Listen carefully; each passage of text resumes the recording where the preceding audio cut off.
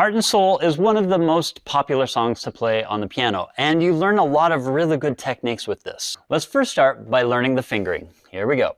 Take your middle finger and play on C 3 times. Pick it up and play it again to start your walk down. And then walk all the way back up to the pinky. We'll do a finger substitution 2 more times. And then you do the same pattern, walk down and all the way back up to the pinky, then to your thumb, wait, then step down with this scale starting on the A, and then you can cross over to the C to finish. Let's do that a little bit faster. 3 times. Start the walk down and all the way back up to the top, switch fingers.